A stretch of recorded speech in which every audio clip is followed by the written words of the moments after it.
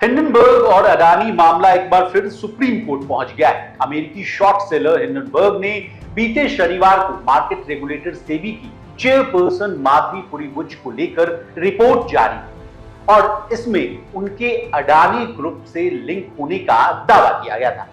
दोनों पक्षों के द्वारा आरोप प्रत्यारोप का कई दौर भी चला, लेकिन अब हिंडनबर्ग की नई रिपोर्ट के मामले में विशाल तिवारी द्वारा सुप्रीम कोर्ट में याचिका दायर की गई है। अब कौन है विशाल तिवारी जिसने सुप्रीम कोर्ट में याचिका दायर की? इन्होंने देश के सर्वोच्च न्यायालय से क्या मांग रखी है और इनका पिछला रिकॉर्ड कैसा है, जानेंगे सब कुछ आज के इस रिपोर्ट। नमस्कार, आप देख रहे हैं लोकमत हिंदी और मैं हूं आपके साथ विशाल शर्मा। सबसे पहले हिंडनबर्ग मामले में याचिकाकर्ता वकील विशाल तिवारी ने सुप्रीम कोर्ट में क्या कहा, इससे कहानी की शुरुआत करते हैं। विशाल तिवारी ने सुप्रीम कोर्ट में अर्जी दाखिल करते हुए कहा कि हिंडनबर्ग मामले के कारण सेबी के लिए लंबित जांच को जल्द समाप्त करना और इस पूरी जांच के निष्कर्ष की घोषणा करना अनिवार्य हो। याचिका में कहा गया है कि भले ही सेबी चीफ ने अमेरिकी शॉर्ट सेलर द्वारा लगाए गए आरोपों को निराधार बताया है, लेकिन इस पूरे मामले में जनता और निवेशकों के मन में भ्रम और आशंका की स्थिति पैदा करती है, जिसको जल्द से जल्द दूर करने की आवश्यकता है। बता दें, विशाल तिवारी पिछले साल यानी 2023 में याचिका दायर करने वाले उन याचिकाकर्ताओं में से एक हैं जिन्होंने अडानी ग्रुप द्वारा शेयर बाजार में हेरफेर के संबंध में एसआईटी और सीबीआई जांच की मांग। कहानी के इस पड़ाव पर यह जानना बहुत जरूरी है कि ये महाशय हैं कौन।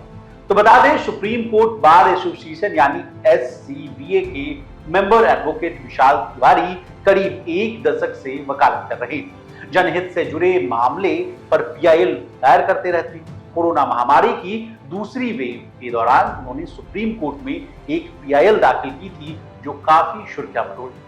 इसके अलावा माफिया अतीक अहमद की हत्या के मामले पर एडवोकेट विशाल तिवारी ने एक जनहित याचिका यानी पीआईएल दाखिल कर अतीक और उसके भाई अशरफ की जांच करने की मांग। और तो और महिलाओं को मेंस्ट्रुअल लीव देने की मांग भी उठाई थी और अपनी पीआईएल में ये कहा था कि ये महिलाओं का अधिकार है। आपकी जानकारी के लिए बता दें कि मार्केट रेगुलेटर सेबी की ओर से नोटिस भेजे जाने के बाद बीते शनिवार को हिंडनबर्ग ने एक और रिपोर्ट जारी की, जिसमें सेबी प्रमुख माधवी पुरी बुच पर कई गंभीर आरोप लगाए गए थे।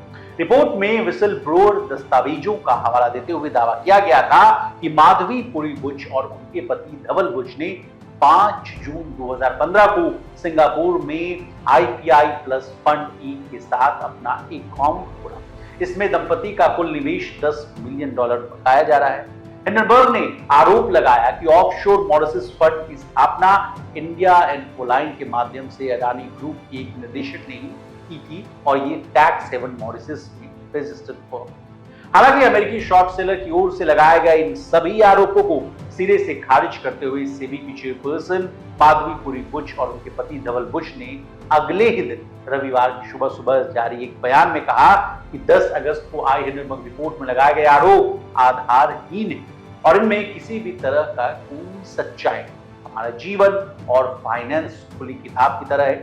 हमें जो भी खुलासे करने की जरूरत थी वो सारी जानकारियां पिछले सालों में हमने से भी होती।